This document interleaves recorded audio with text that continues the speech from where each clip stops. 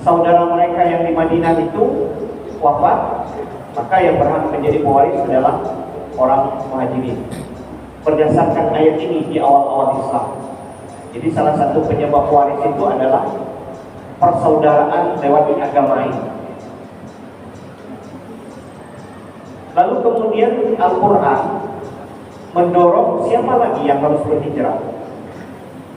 Lanjutan ayat itu, walladzina amanu walam yuhajiru. Sebaliknya orang-orang yang beriman tapi mereka tidak mau berhijrah.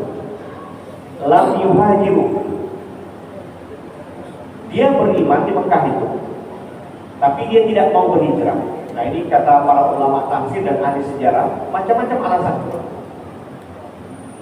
Memang tidak gampang di zaman itu untuk hijrah itu. Ada yang orang takut hijrah waktu itu adalah karena alasan perniagaannya. Jadi kalau dia harus berhijrah, berarti tidak ada lagi sumber penghidupannya.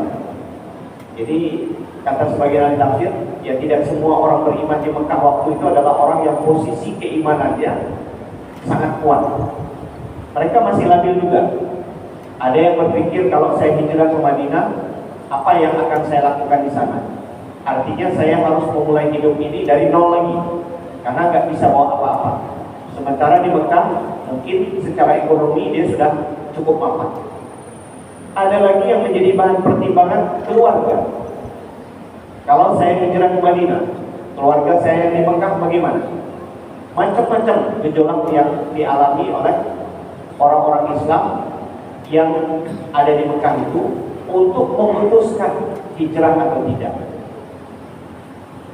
Nah, kemudian Al-Quran dalam ayat ini menyebutkan orang-orang yang beriman dan tidak berhijrah. Apa kemudian ancaman Quran? Malakum min walayatihim min syai'in hatta yuhajiru. Kalian hai orang Islam di Madinah, kalau nanti yang di Mekah itu diapa-apai oleh orang Mekah yang tak mau hijrah itu, kalian tidak punya kekuatan, tidak punya kewajiban untuk menolong saudara-saudaramu yang di Mekah yang tak mau hijrah itu. Jadi kira-kira bahasa Quran, yang tak mau hijrah itu biarkan aja. Kalau nanti dianiaya oleh orang Mekah, biarkan saja. Kalian tidak perlu menolong. Nah ini semacam kecaman Al-Quran terhadap mereka-mereka yang sudah beriman tapi enggan untuk hijrah ke Madinah waktu itu. Jadi kata Quran, orang-orang yang beriman dan tidak mau berhijrah, malakum min walayatihim min syai'in hatta yuhajiru. Tidak ada bagi kamu kewajiban untuk melindungi mereka, sedikit pun tak ada. Jadi tidak perlu nolong, tidak perlu melindungi. Pokoknya kalau dianiaya oleh orang musyrik Mekah, ya tanggung sendirilah. Kalau kita mudahkan begitu. Nah, baru akan ada diberikan pertolongan hatta yuhajiru, sampai mereka mau hijrah ke Madinah. Tapi meskipun begitu, Al-Quran masih memberikan toleransi. Wa in istansarukum fid-din fa alaikumun nasru. Tapi jika mereka minta pertolongan kepadamu atas dasar pertimbangan agama. Nah, jadi ayat yang di atas itu, kalian tidak perlu menolong orang-orang mukmin yang ada di Mekah. Kalau mereka minta tolong, alasannya adalah karena harta mereka dirampas oleh orang-orang musyrik Mekah, karena keluarga mereka dianiaya. Kalau itu alasannya minta tolong, kata Quran, tidak ada kewajiban bagi kalian untuk menolong mereka. Tapi kalau alasan minta tolong itu karena alasan akidah agama, kami dilarang atau dicegah untuk menunaikan kewajiban agama kami. Itu alasan kita bantu dengan orang-orang Madinah. Maka kata Al-Quran, fa'alaikumun nasru. Kalian tetap punya kewajiban untuk menolong saudara kalian yang di Mekah itu, sesuai dengan batas kemampuan. Illa ala qaumin bainakum wa bainahum mitsaq. Kecuali kalian tidak juga berhak memberikan pertolongan terhadap kaum yang antara kamu dengan mereka ada perjanjian. Nah, kita gambarkan begini. Misalnya ada orang-orang muslimin Mekah diganggu atau dianiaya oleh orang musyrik Mekah, tetapi kaum musyrik ini sepertinya punya kesepakatan dengan orang muslim di Madinah, dengan Nabi. Maka ketika misalnya orang muslim yang di Mekah itu minta tolong kepada orang muslim yang ada di Madinah, tapi Nabi punya perjanjian dengan pihak pengganggu itu, maka kemudian Al-Quran mengatakan yang mengganggu itu juga tidak boleh diganggu. Artinya orang muslim juga tidak mendapatkan kesempatan untuk mendapatkan pertolongan. Biarkan saja. Karena ada ikatan perjanjian antara Nabi dengan orang-orang muslim. Nah, ini terkesan selintas Quran lebih membela orang musyrik yang mengganggu orang muslim, walaupun telah terjadi perjanjian. Padahal yang diganggu oleh orang musyrik di Mekah itu adalah orang muslim yang ada di Mekah. Tapi jawaban para ulama tafsir adalah ternyata Al-Quran tetap menghormati kesepakatan itu sepanjang tidak terjadi pengkhianatan. Lalu kemudian wallahu bima ta'maluna basir, dan Allah Maha mengetahui terhadap apapun yang kalian lakukan. Lanjutan ayat ini, walladzina kafaru ba'dhum awliya'u ba'd. Sedangkan orang kafir, kalau kaitannya dengan sesama kafir, ba'dhum awliya'u ba'd, sebahagian mereka itu adalah penolong, sahabat, kawan dekat orang-orang yang kafir. Nah, ayat ini kemudian juga menjadi penjelasan panjang lebar bagi ulama tafsir.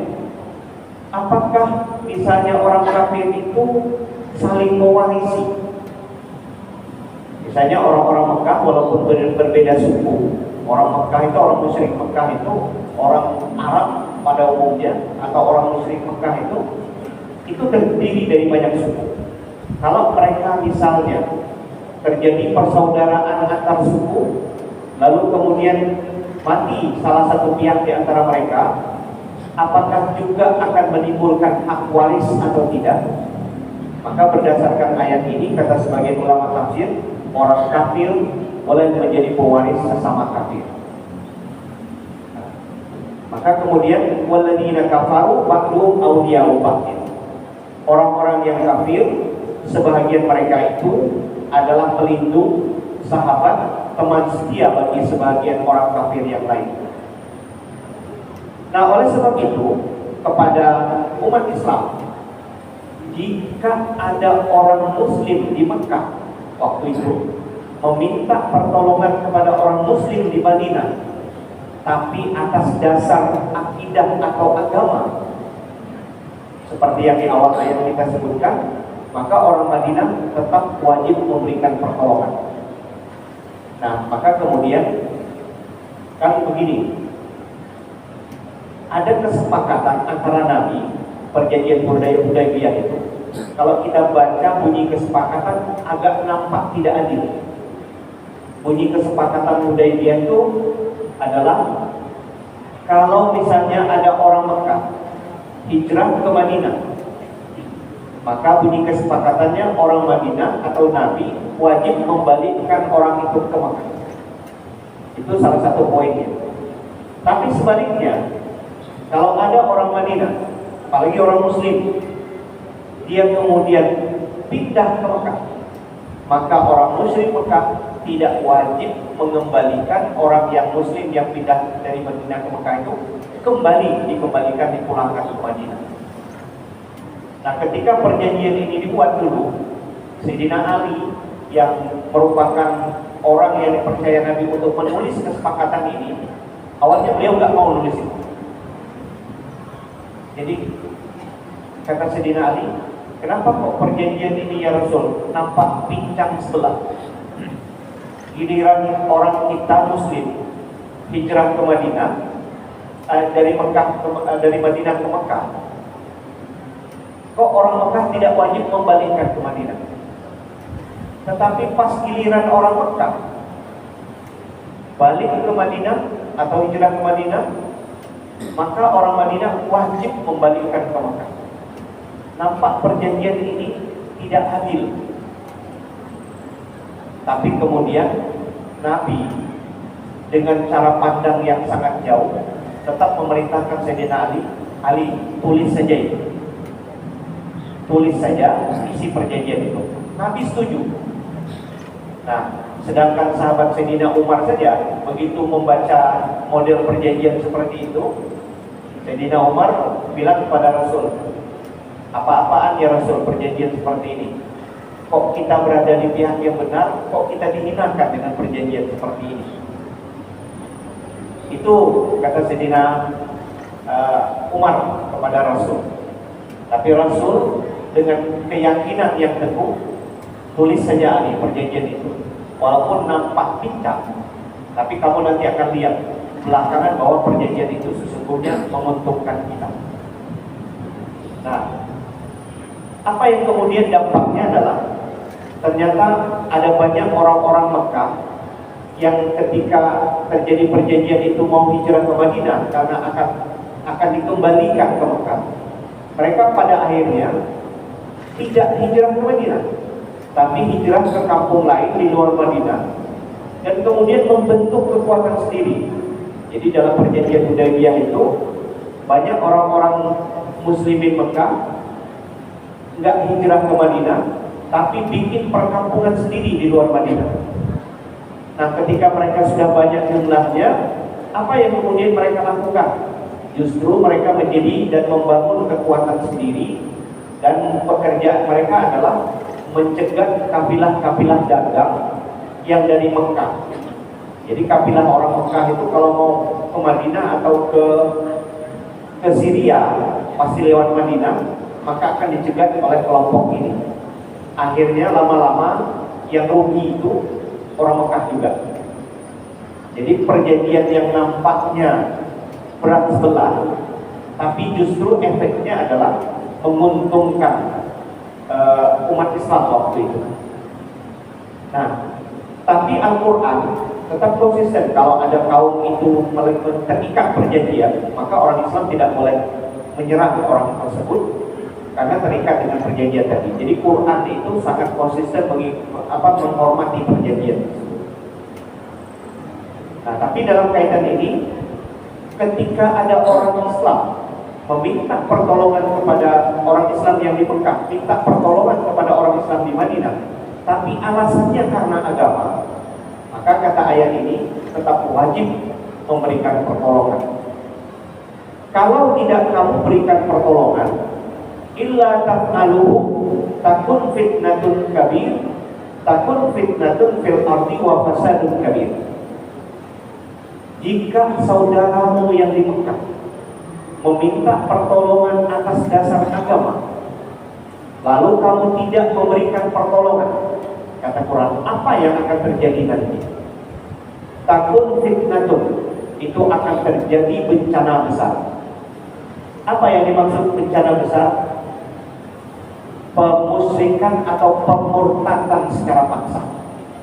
Itu yang dikhawatirkan oleh Al-Quran.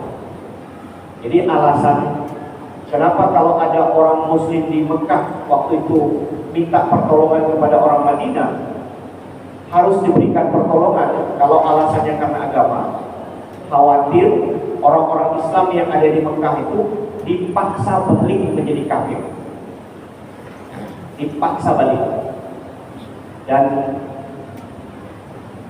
pemurtadan secara paksa ini dalam sejarah banyak agama itu sesungguhnya pernah terjadi. Nah, di antaranya adalah dulu ketika umat Islam pernah berjaya di Spanyol, umat Islam itu pernah menjadi penguasa Spanyol. dan Spanyol itu dibangun mencapai puncak kebesarannya pada masa Islam jaya di situ. Jadi hari ini ada banyak bangunan-bangunan yang hebat, itu sisa-sisa peninggalan kerajaan Islam waktu ada di Spanyol itu. Mungkin diantaranya seperti Istana Alhambra di Spanyol itu. Dan orang Spanyol itu pun, para ahli sejarahnya mengakui bahwa betapa besar jasa Islam itu bagi kebesaran Spanyol waktu itu. Tapi kemudian yang terjadi ketika Islam mengalami titik lemah, kemudian ada kekuatan dari non-muslim yang menyerbu Spanyol, maka kemudian umat Islam yang ada di Spanyol itu dipaksa kembali untuk menjadi murtad. Ini besar-besaran. Pilihan mereka hanya ada 3. Satu, mereka kembali menjadi Kristen waktu itu, dipaksa untuk kembali ke dalam Kristen, karena yang menyerbu Spanyol itu menganggap bahwa dulu Spanyol itu adalah tanah Kristen. Jadi orang Islam waktu itu dipaksa untuk kembali ke agama Kristen. Yang kedua, kalau tidak mau mereka dibunuh. Kalau juga tidak, mereka harus keluar dari tanah Spanyol, terusir dari Spanyol. Nah, sejak kejadian itulah kemudian Spanyol kosong dari orang-orang Islam. Orang-orang Islam yang ada yang dapat melarikan diri, mereka pindah ke Afrika, ke Maroko sekarang. Karena Maroko itu dengan Spanyol kan cuma nyebrang laut aja.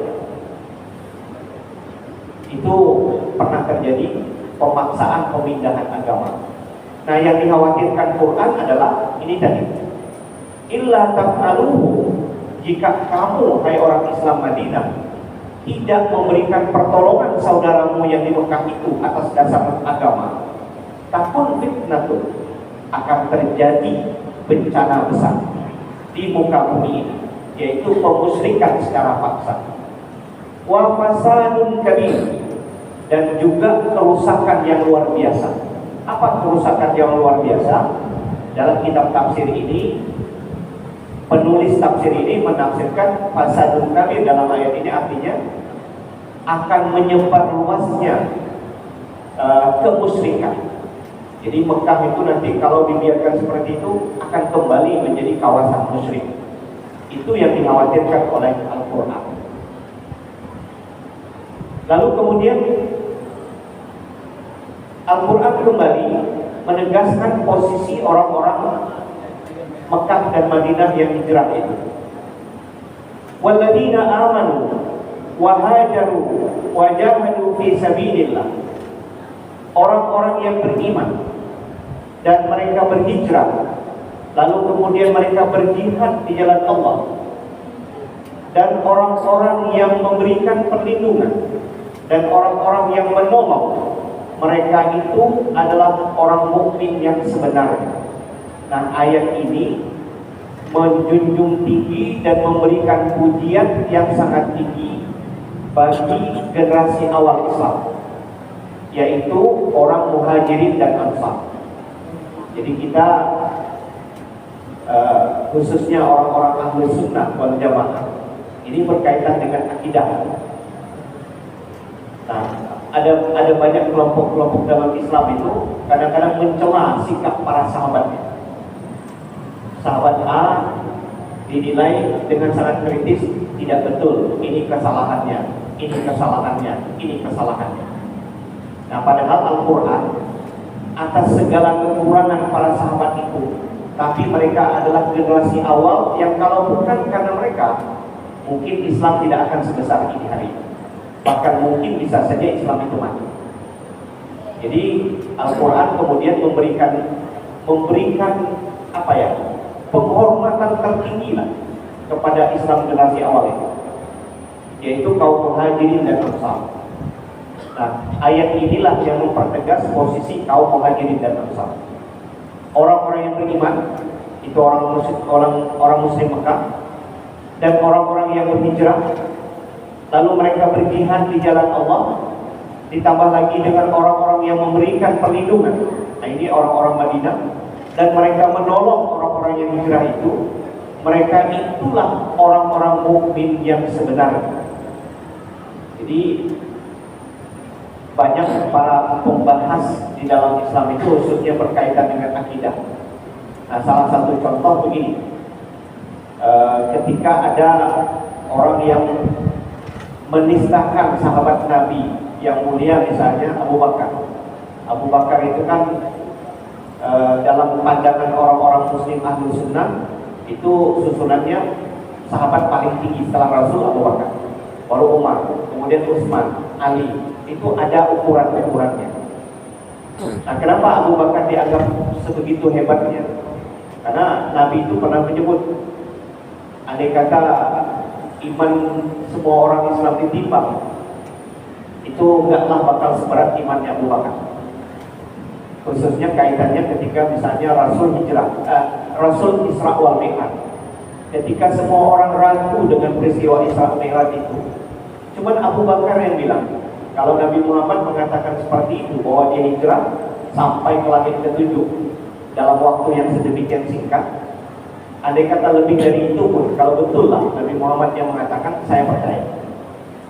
Nah, sebegitunya imannya Abu Bakar itu. Jadi kata Rasul, andai kata iman semua orang Islam itu ditimbang, itu belum akan bisa menandingi keimanannya Abu Bakar. Nah, sehingga sebagian ulama bilang, imannya Abu Bakar itu dengan Nabi beda-beda tipis saja. Nah, sahabat-sahabat awal, generasi awal, kira-kira begitu-begitu.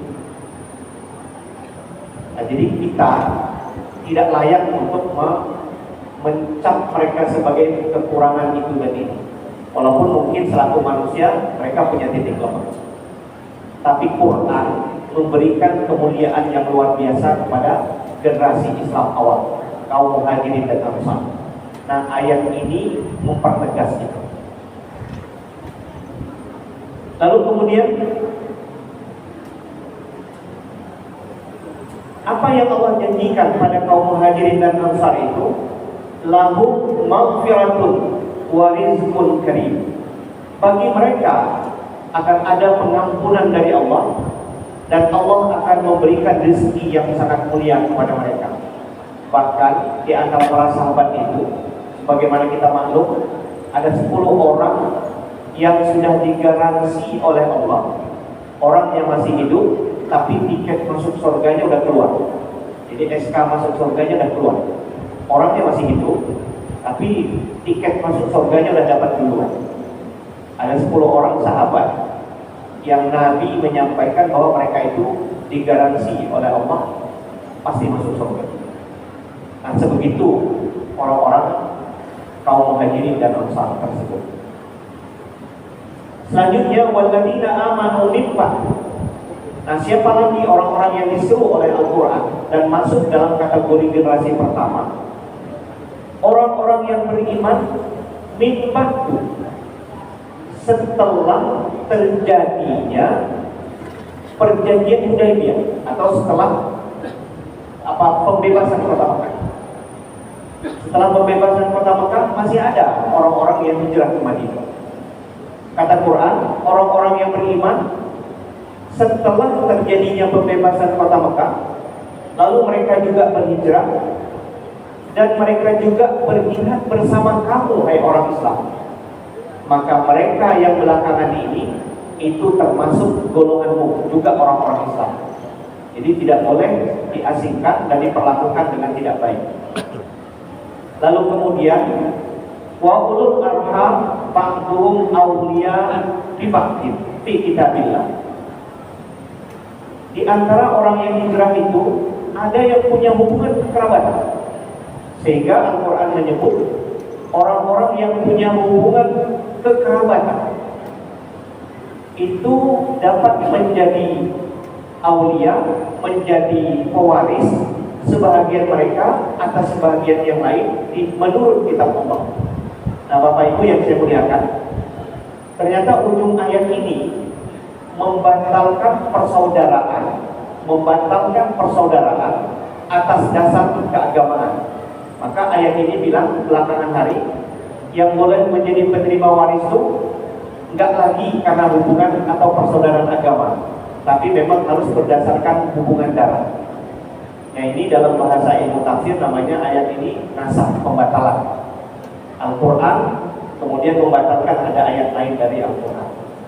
Setelah ayat yang terakhir ini turun, maka yang berlaku dalam sistem waris adalah tidak lagi berdasarkan persaudaraan agama, tapi memang berdasarkan adanya hubungan darah. Maka sampai sekarang dalam sistem waris Islam yang berhak mendapatkan waris kalau orang itu terhubung hubungan darah. Maka jika tidak, maka dia tidak berhak mendapat warisan. Innallaha bikulli syai'in alim. Sesungguhnya Allah Maha mengetahui atas segala sesuatu. Jadi apapun yang dikerjakan oleh hambanya terkait dengan hijrah mereka, niat mereka, perjuangan mereka, dan harta yang mereka infakkan, itu semua diketahui dan pahalanya tercatat di sisi Allah Subhanahu wa Ta'ala. Nah, Bapak Ibu yang saya muliakan, agak cepat memang.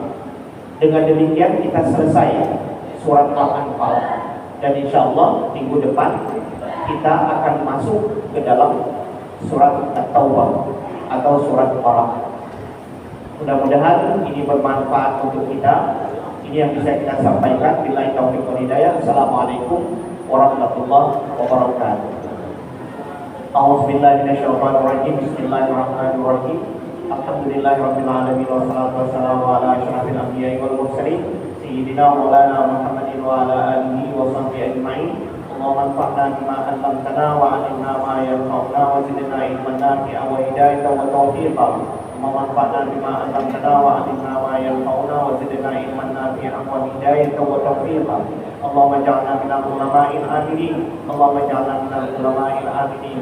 Rabbana atina fid dunya hasanatan wa fil akhirati hasanatan wa qina adzabannar. Walhamdulillahi rabbil alamin. Assalamualaikum warahmatullahi wabarakatuh.